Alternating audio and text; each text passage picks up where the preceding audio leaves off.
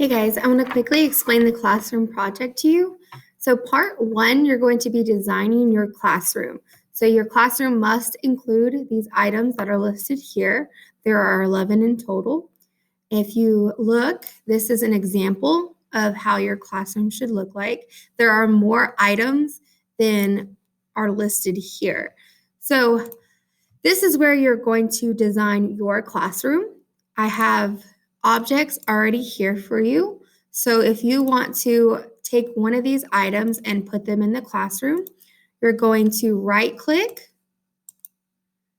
copy, go back to the blank classroom, right click again and hit paste. You can resize it at this point. You can move it wherever you want. If you see this little circle at the top, you can twist it, so on and so forth. So this is how you are going to design your classroom. So again, right click, copy, go to the classroom, right click again, paste, and then you can resize it and place it wherever you want to put that item. So again, guys, there are more items here than you need. Just make sure that you have these items that are listed right here. This is part of the grade. And also, if you don't have these items in your room, it'll be difficult to do part two. Part two is writing about your classroom. So you're going to use the classroom that you created in order to describe where the 11 items are located. So make sure that you are using this room that you designed and not the one that I created. So when I grade your sentences, I'm going to take your classroom, I'm going to move it down, and I'm going to read the sentences that you created and make sure that the item is where you say it is. So make sure that you are using your classroom.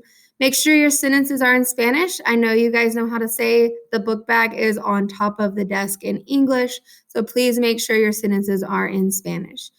If you use a translator, you will receive a 0. So please make sure you are using the vocab that we are currently on. I have not taught you guys how to say in the back of the room or in the middle of the room. Make sure you're using our current vocab. Instead of saying in the middle of the room or in the back of the room, you could say that it's far from, close to, so on and so forth. So please make sure you're using the current vocab. If you are confused where to locate that, please email me and I will email you the vocab.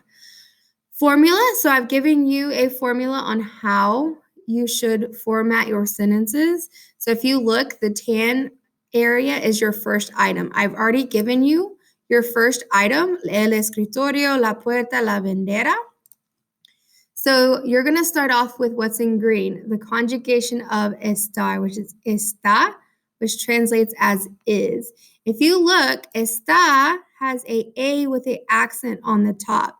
So if you look where this arrow is pointing, it has an A with an accent. You can take this, right click, copy, and paste. So please make sure you are using that A with an accent.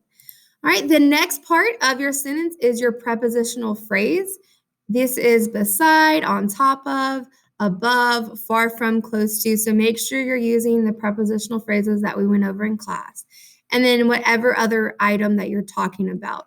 So for example, la bandera está al lado de la ventana. The flag is beside the window. So here's where you're going to type your sentences.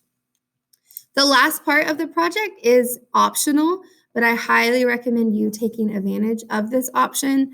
When you are done, you can send me your project, share it with me, and I will take a look at it and highlight things that you need to correct, and you can correct those before you turn it in for the final grade. Remember, this is a project, so it is worth 40% of your grade. It's the same as a quiz. If you guys have any questions as you are working through this, please reach out to me and I will help you in any way possible. I hope you guys have a great day. Bye.